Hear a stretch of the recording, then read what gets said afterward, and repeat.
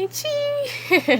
Hoje eu tô bem animada porque o tema desse vídeo é bem legal, que é o movimento de contracultura no Brasil. E vamos falar sobre a ditadura militar, sobre os cinco presidentes que ficaram aí durante essa ditadura. Hoje o tema é bastante legal, bastante animado. Esse vídeo vai ficar um pouquinho mais longo porque eu me empolgo demais. E é isso, corre comigo, bora aprender mais um pouquinho. Como eu já expliquei anteriormente, né, a contracultura, ela veio justamente para tirar da sociedade essa ideia de que todo mundo tem que seguir aquele padrão, aquela normalidade, né, e que eles sim, os jovens sim, poderiam se expressar livremente e ter ideias diferentes e ser diferente, porque ser diferente não é ruim. E aí, né, quando a contracultura chegou no Brasil, o contexto histórico era horrível. Era horrível porque ditadura militar. A ditadura militar, ela ocorreu 21 anos, foram 21 anos de ditadura, infelizmente. E ela ocorreu de 64, né, de 1964 até 1985. Foram longos anos, né? E aí eu até falei no vídeo passado que dessa ditadura, 1968 foi o pior ano que ocorreu, né? E eu tenho gente, né, do período para confirmar isso que eu disse. Eu fiz a pesquisa ontem, gente, e eu encontrei tanta coisa legal, porque eu já tinha estudado, mas a gente amadurece com um pouco, a gente vai tendo outra forma de pensar. E aí, né, eu tenho bastante coisa pra falar pra vocês, espero que vocês gostem, eu tô bem animada com esse vídeo. Eu fiz um monte de pesquisa, ó. Vai ficar ao contrário de novo, porque eu coloquei o outro efeito lá. Enfim. Tá, vamos começar. Uma coisa que tem bastante a ver com o movimento contra a cultura, porque eu fiz a pesquisa, tá até no meu Insta, né? Vai ser o ato institucional, sim. Só que quando nós chegar lá, nós temos que começar, né, do início. Então vamos lá. Nós temos 5 governos, 5 presidentes na ditadura. O primeiro é Costa e Silva. O segundo calma aí que eu me perdi. Não é Costa e Silva não, o primeiro. Gente.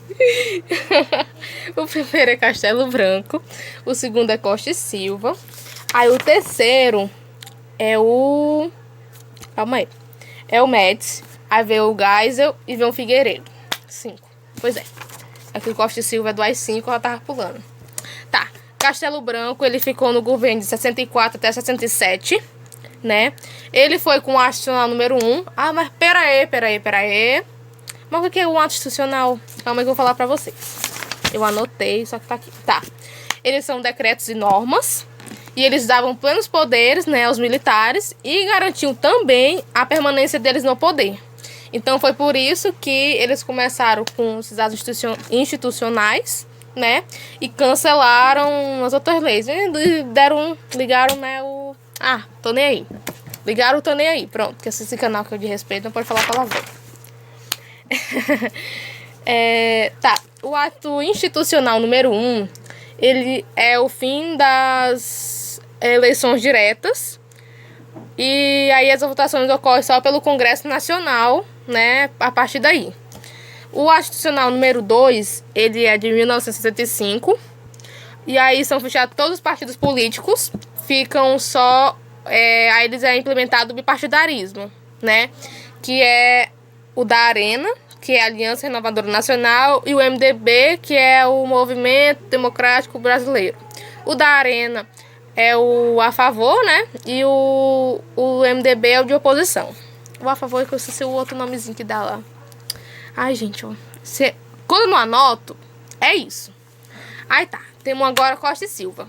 Costa e Silva, eu tô falando bem resumido porque é um conteúdo muito extenso. Depois eu vou trazer alguma sequência também de vídeos sobre ditadura militar, porque eu amo.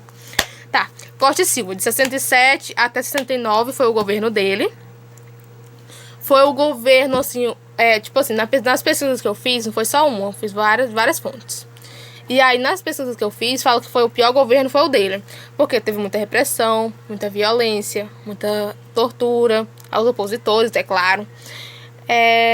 Teve as medidas também antidemocráticas. O governo dele também fica muito marcado pela passeata dos 100 mil. E aí, junto com essa passeata dos 100 mil, a morte do estudante Edson Luiz, em confronto com a polícia. Enfim. Aí com ele veio o AI-5. Aí nós chegamos agora no principal, que é repressão total, né, minha gente? Esse AI-5, ele foi, né, decretado em 13 de dezembro de 1968. Pesquisei tudo. E aí, o que ele dizia? Ele decretou o estado de sítio. Ele fechou o Congresso por tempo indeterminado. Ele proibiu a realização de reuniões, né? E também o Costa e Silva começou a caçar mandatos de prefeitos e governadores, também decretado pelo AI-5. Os anos de governo dele, né, até hoje, são chamados de anos de chumbo, porque a pior parte da ditadura foi no governo dele e do Médici. Médici não, acho que foi do Geisel. Foi deles dois. O do Médici até que foi... Ah, não, foi do Médici mesmo, né? Ai, gente, tem hora assim que eu confundo. Tá, continuando. Aí vamos pro Médici. Médici vai ser de 69 até 74. Aí ele vai vir com milagre econômico. Só que o milagre econômico vem aqui. Tortura, repressão, né? Censura dos meios de comunicação também, né?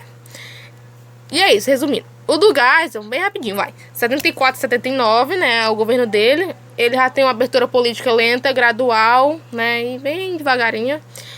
Tem a morte do jornalista Vladimir Herzog. E é isso. Os principais eventos, né? E marcos do governo dele. Do governo do Figueiredo, né? Que é de 79 até 85, é a lei de anistia. Pra todo mundo. Menos para os terroristas, né? Porque ele não deu anistia para os terroristas que estavam presos. Pronto, foi isso. Até para os policiais que estavam batendo em gente aí que não tinha nada a ver com nada, ele também deu anistia, né? Tá, continuando. Tá, por que 1968 foi o pior ano da ditadura? Vamos começar. Teve a Sexta-feira Sangrenta. Maio de 1968, todo mundo fala... Todo mundo não, da época, né, no caso. Fala que foi não foi um mês, foi um ano. E foi um ano que nunca terminou. E pra me apoiar nesse argumento, eu tenho o Zueni Ventura, que ele fez parte aí né, ele estava presente nessa época.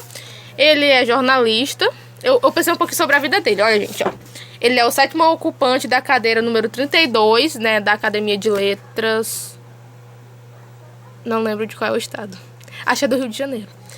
Enfim, vocês entenderam. Ele é formado em letras neolatinas, tanto bacharelado quanto licenciatura. Ele é bacharel licenciado nisso. Ele é ex-professor da Universidade Federal do Rio de Janeiro. Ele é colunista do jornal O Globo. Ele ingressou no jornalismo em 1956 como arquivista. E aí, sobre esse período da ditadura, ele fez uma sequência de 12 reportagens, minha gente. 12 reportagens para a editora Abril, falando detalhadamente. E não foi só isso. Essas 12 reportagens ainda foram escritas e foi para livro. E ainda tem um livro dele chamado 1968, o ano que não terminou. Eu fiz uma pesquisa, eu quero muito esse livro. Ele custa R$50 pelo site da Amazon, né? Que é daqui da região norte. E ele ainda é disponível até hoje. É top. Aí tá, sobre o livro, né? Ele vai falar sobre muita coisa. Ele fala sobre a morte do Edson Luiz. Ele fala sobre a passeata dos 100 mil. Ele fala sobre o AI-5.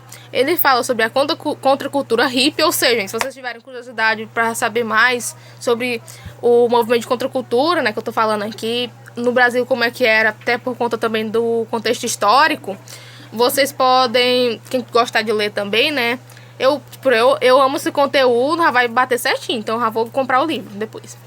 E aí, se vocês quiserem, vocês podem comprar. Vou deixar aqui em cima o nome. Tá. Ele vai falar sobre cantores da época. Caetano Veloso, Gilberto Gil, Chico Buarque. Ele vai falar sobre o Glauber Rocha, que foi responsável pelo cinema novo, que eu vou explicar pra vocês, que tem a ver com a contracultura. Ele vai falar sobre Fernando Henrique, José Dirceu, Nelson Rodrigues. Ele vai falar sobre o Congresso da UNE em Biúna. Ele vai falar sobre a conspiração de militares de extrema-direita para explodir o gasômetro e matar milhares de cariocas. Sim, ocorreu isso. Ele vai falar sobre o discurso do deputado Márcio Moreira Alves, que revoltou até as Forças Armadas. E ele vai falar também sobre a pressão dos radicais pelo endurecimento do regime. Ele fala sobre tudo isso. Tá, vamos voltar. Aí, vamos lá. Tá, por que eu tô falando sobre isso, né, bem detalhadamente pra vocês?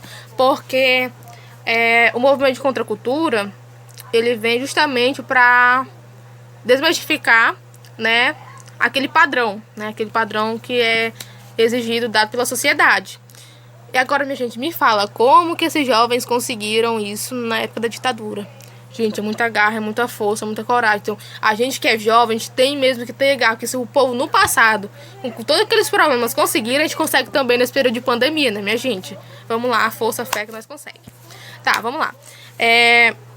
Durante a década de 60, né, o Brasil vivia esse período de efervescência cultural, né? Gente, bossa nova. Quem gosta já tá sabendo todo o contexto direitinho, porque eu sou uma pessoa também que eu pesquiso tudo. Mas assim, o Brasil tava passando por efervescência cultural com a bossa nova e também política com o movimento estudantil, né, forte. Deixa eu ver aqui o que mais. Tá. Sobre a contracultura. Como forma de manifestação, né, principalmente ocorreu nas artes, né, na música e tal. Apesar da Jovem Guarda, né, que foi trazendo rock mais brasileiro, digamos assim, o movimento artístico que mais, como é que eu posso dizer, se aproximou, né, desse movimento foi a Tropicália. Também teve... Aí tá, esse é o movimento. Grupos, novos baianos e mutantes, que misturaram rock com ritmos brasileiros. E aí vamos para a miscigenação artística. Pois é. E aí... Vamos lá. Tá. Aí nós vamos ter vários cantores nessa época pra... tentarem se expressar livremente. Só que o problema é o quê? As 5, minha gente, censura. Censura no cinema, censura na música, censura no teatro, censura na TV, censura nos jornais, tudo. Sabe o que é tudo? Eu que estudei no passado, eu vou explicar pra vocês mais ou menos. Era assim. Se você é jornalista e você tem um artigo pra falar, ou seja, que naquele tempo era jornal que usavam, né? Jornal impresso. Então, tinha que ser receita de bolo, tinha que ser qualquer coisa aleatória. E eles faziam os artigos e passavam por militares para análise. E aí, tudo o que era relacionado à ditadura não podia ser falado, eles não podiam tocar no assunto. Isso ocorreu também nas escolas. As escolas eram muito observadas pelos militares, justamente para que os professores nem os alunos pudessem argumentar nada e nem ficar pensando em como acabar com um golpe, né? E aí isso ocorreu não só no jornalismo e nas escolas, isso ocorreu também muito na música. Um dos cantores que eu prestigiei, uma das músicas dele foi o Geraldo Vandré. Foi o tema de um trabalho que eu fiz de história no 9º ano, gente da minha escola aí vai lembrar. E aí, para não dizer que não falei das flores, é muito interessante a forma como ele aborda aquele período. E aí era daquele jeito. Se depois vocês tiverem curiosidade, ouçam a música, é muito interessante. E vocês vão ter noção de que nas músicas eles precisavam usar muito de metáforas, de falar, como eu posso explicar, que nem poesia. Muitas vezes a gente lê uma poesia, a gente acha que é de um jeito, né? Só que ali o escritor, a forma dele de pensar pode ser totalmente diferente da sua interpretação. Então, para driblar os militares naquela época, eles faziam assim com as músicas, principalmente com a música. E com o teatro também, né? E na TV. Então, era desse jeito. Eles tentavam usar de métodos linguísticos justamente para fazer com que a população acordasse para a realidade e ao mesmo tempo que os militares não percebessem que eles estavam tocando no assunto e mandando o povo ir lutar, entendeu? E aí, contra a cultura E aí sim que a censura bateu de frente, entendeu? Porque os jovens, ao mesmo tempo que os jovens, eles queriam poder se expressar livremente, poder falar, dizer, cantar, agir da forma que eles quisessem, o AI-5 veio aí pra dizer assim, não, meu filho, ó, vocês não vão poder fazer nada, vocês vão ficar no cantinho de vocês, entendeu? E aí, como é que faz? Então, a gente pensa assim, foi uma coisa bem louca, entendeu? Mano, agora imagina a gente naquela época, a gente socorro. Enfim, tá, cantores, assim, que se tornaram consagrados, né, da época. Gilberto Gil, Caetano Veloso, com a música... Eu esqueci o nome da música. Ai, gente, eu tô nervosa. Tá, eu vou lembrar. Caetano Veloso, Tom Zé, Moraes Moreira, Baby do Brasil, Gal Costa. Também teve outras músicas. Tem o Carlos é do Caetano Veloso, né, minha gente? Eu não lembro. Tem também Alegria, Alegria, do Caetano Veloso. Alegria, Alegria, do Caetano Veloso. Essa música eu queria lembrar. Tá, o Cinema Novo também, o principal expoente dele foi o Glauber Rocha, que inclusive o Zuenir Ventura, né, o jornalista que eu falei pra vocês, fala sobre ele no livro. E o Glauber Rocha o maior expoente, o principal expoente do Cinema Novo. E ele é um exemplo, o Cinema Novo também é um exemplo de contracultura. E aí nós temos bandas experimentais, que é Secos e Molhados, liderado pelo Ney Matogrosso, na década de 70. E minha pesquisa é só isso. Tá, então vamos lá, vamos revisar aqui ligeirinho. Então vamos lá. Contracultura, ditadura militar. No Brasil foi uma dificuldade tremenda tipo, a gente poder ter nossa liberdade hoje. Então, se a gente acha que a gente tem pouca liberdade, vocês imaginam antigamente. E aí eu acho que a gente já conquistou bastante, nós como jovens e também os jovens do passado já conquistaram tanta coisa, vocês não têm noção. Porque a gente se imaginar no passado, tendo que viver... se a gente já tem, tipo, preconceitos e tal, hoje em dia, com relação a padrão de sociedade, que a gente tá ali, né, fora desses padrões e tudo mais, muitas vezes, hoje em dia é algo até mais comum, né, tipo eu com a largadorzinha aqui. Antigamente a gente seria apedrejado, entendeu? É algo que a gente já conseguiu melhorar bastante, mas no passado isso era muito, muito, muito criticado. E aí eu fico pensando assim, o quanto que a gente já conseguiu conquistar, né, nós como brasileiros. E é uma vergonha, tipo, a própria gente da gente, digamos assim, né, fazer isso, em vez de querer ajudar a levantar o Brasil, a melhorar as coisas, não, quer fazer pior. E aí o milagre econômico que o Médici trouxe para o Brasil, né, trouxe assim, né, ele fez com que acontecesse, só deixou mais dívida, entendeu? A gente só tornou o Brasil um país mais endividado. Então, não foi um milagre econômico, foi uma forma, né, de se dizer, mas não foi bem assim, né? E é isso. Aqui é mais para falar sobre o contexto histórico, né, do Brasil na época desse movimento contra a cultura, como também os jovens, para explicar para vocês como os jovens também eles tiveram dificuldade para fazer com que a liberdade fosse dada a nós. E é isso, gente, já tá com quase 20 minutos de vídeo. Ai, eu me empolgo, eu falei que eu ia me empolgar, eu me empolgo com esses conteúdos, principalmente ditadura militar. Enfim, eu vou trazer uma sequência porque tem muita coisa. E eu vou trazer conteúdos bem divididos pra falar pra vocês sobre a ditadura militar. É muito massa. É isso, gente. Eu acho que a gente precisa valorizar mais a liberdade que a gente tem. E também saber o que falar, o que dizer. Falar o que dizer. Eu tô nervosa. Saber mais o que falar, o que escrever, o que pensar. Acho que tudo a gente tem que ter consciência, porque apesar da nossa liberdade muitas vezes ser uma falsa liberdade, mas acho que a gente já tem mais liberdade do que antigamente. Se a gente tem pouca hoje, imagina no passado, né? Ai, meu Deus. É isso, gente, ó. Espero ter conseguido mais esclarecer as coisas pra vocês do que complicado, porque muitas vezes eu mesma me bugo explicando as coisas. mas é um conteúdo muito gostoso de se falar, né, de se argumentar, de se debater. E é isso, eu já postei esse mapa no Instagram. E aí depois, quem quiser dar uma olhada lá, fique à vontade. Eu vou fazer a sequência depois sobre esse conteúdo de ditadura militar. E é nóis, gente. Vocês tenham gostado desse vídeo. Se gostou, deixa o like, se inscreve no canal, aperta no sininho aí para não perder os próximos vídeos. Tem vídeo logo mais sobre a Guerra Fria. Eu vou postar ainda a parte 4 do movimento contra a cultura. Depois eu vou fazer uma sequência sobre... ensinando a vocês como fazer meus mapas mentais. Eu vou explicar pra vocês como é que eu faço, como é que eu aprendi e tudo mais. Vai ser mapa mental, conceitual e resumo.